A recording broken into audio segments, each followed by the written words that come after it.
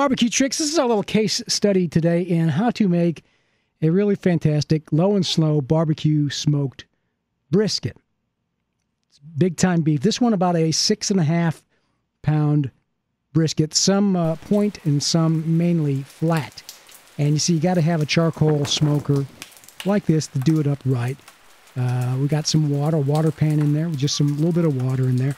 And the charcoal is fired up. So we put the brisket right on there after seasoning it with a basic barbecue rub and rubbing it down the night before.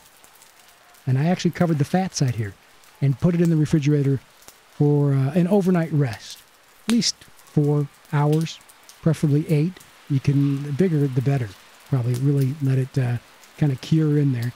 And about 8 or 9 o'clock in the morning, we put it on the smoker. It's going to be a long day of just kind of tending the fire.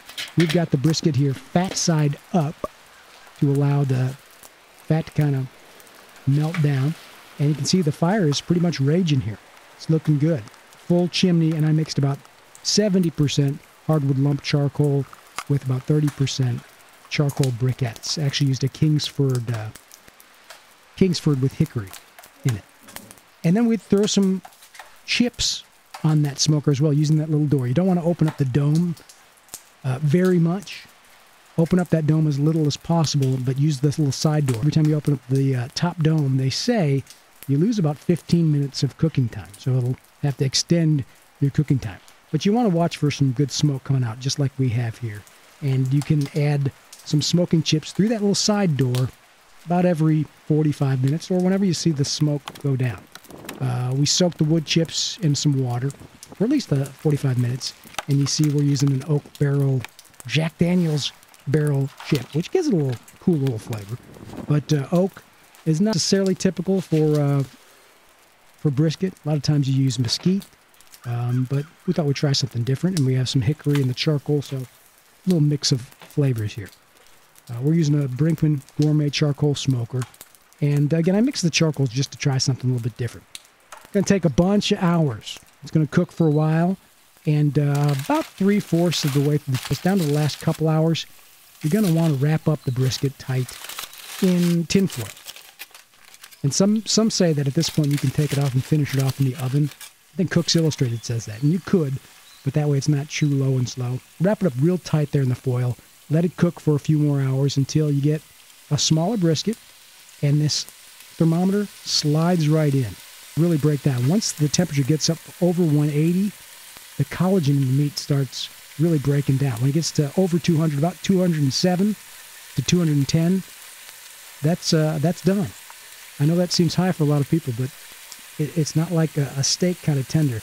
A barbecue tender with brisket has got to be over 207 degrees. You can even let it rest and it'll come up to room temperature. I actually put a little bit more sauce on here, and a little bit of sauce on there as a finishing touch, and put the lid back in for a couple of minutes, and then took it off, just to add a little extra layer of barbecue flavor, because I'm a fan of sauce. You want to find all the details of the timing. This was a 6.5 pound brisket, at least 8 hours of cook time. You can log on to barbecuetricks.com. Use keyword brisket. One way to rest things, if you're running ahead of schedule, you can put it in a cooler wrapped up in towels like we did here with some ribs. And actually, I got some of these large paper trash compactor bags, which are kind of sealed with plastic in the middle. And these work great to wrap either ribs or a brisket as well if you've got some time to just let it sit and you want to keep it warm for an extended period of time, over an hour or two. So we finished it off a little bit on the smoker, put a little bit of barbecue sauce on there, and then we pulled it off. Time to carve.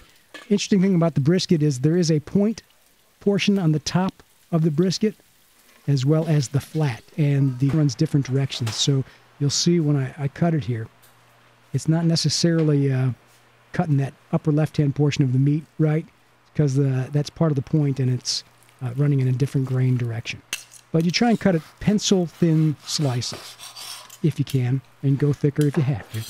And that's about all there is to it. Perfect low and slow smoked barbecue brisket. And that red tint that you're seeing on the meat is the smoke ring. And that is a good thing. Very good thing. You want the details on making this, the spice rub and some of the step-by-step details, go to barbecuetricks.com. Use keyword brisket to get the information on it.